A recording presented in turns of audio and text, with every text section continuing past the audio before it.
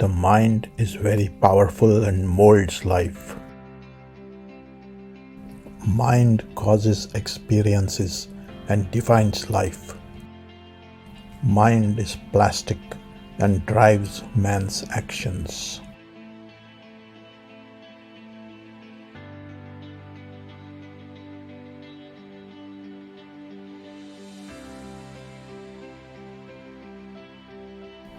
Mind can be trained with repetition. The mind is very subtle.